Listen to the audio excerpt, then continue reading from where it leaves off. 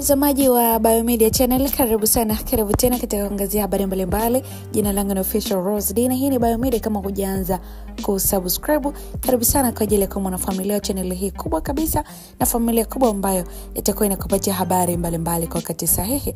Leo tangazia story ambako siri isiyojulikana kuhusu mpango wa msanii Diamond kuhama Tanzania. Kwa Tanzania hawamtaki tena. Naoma sana. Unajua, tunaarifiwa kwamba kuna habari zinazoenezwa na vyombo vya habari nchini Nigeria kusema msanii ambaye ni kutoka Tanzania Diamond Platnumz aliondoa machapisho yake ya kisiasa kwenye mitandao ya kijamii, na kwamba huenda alihama Tanzania kwa sababu ya ghasia ambazo zilifuatia uchaguzi mkuu wa Tanzania wa mwaka 2025. Habari zilizoripotiwa pengine kuhusu Diamond Platnumz ni zipi? Kulingana na ripoti ya tovuti ya habari za watu mashuhuri nchini Nigeria, Legit NG, zilizotajwa na vyombo vingine vya habari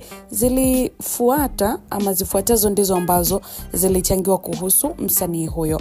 Habari ya kwanza kabisa ni kufuta machapisho ya kisiasa. Inasemekana kuwa Diamond Platnumz alifuta machapisho yote yaliokuwa ameyafanya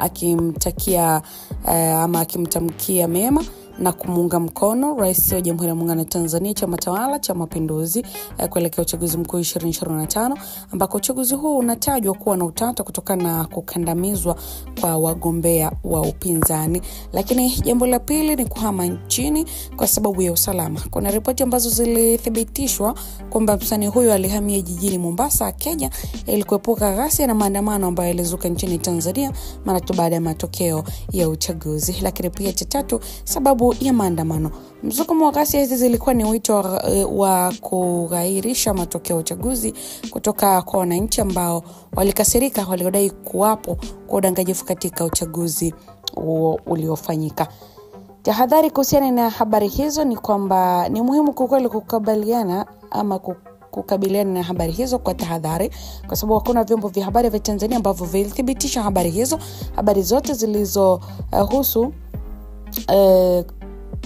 ripoti za Diamond Platnumz ni za kigeni. Hata hivyo hazijakuwa wazi kwenye uthibitisho wote wa moja kwa moja kama video ama taarifa rasmi. Habari hizi pia zimebaki kuwa na uvumi tu, ama kuwa ni uvumi hadi sasa. Vyombo vya habari vya Tanzania havijatoa taarifa yoyote kuhusu kuhama kwa Diamond Platnumz, na yeye mwenyewe hajasema chochote wazi kuhusu hili katika mitandao yake ya kijamii. Vipi kuhusiana na mchanganyiko wa majibu ya umma? Uvumi huu umesababisha kiukweli majibu mbalimbali kutoka kwa wafuasi na wanaojadili mambo kwenye mitandao. Baadhi ya watu wamemtusi kwa kuwa Simba geuka, kwa maana kwamba Simba alikimbia porini, huku akigusia wimbo wake Mulife. Wengine wameonyesha kusikitishwa kiukweli na kusema kuwa hatua hii ikiwa ni kweli inaonyesha kutojali kwa nchi yake. Maoni yako mtazamaji, una maoni gani? Endelea kuandika moja kwa moja, tuweze kuyapitia next time kwa uzuri kabisa. Jina langu ni Official Rose D.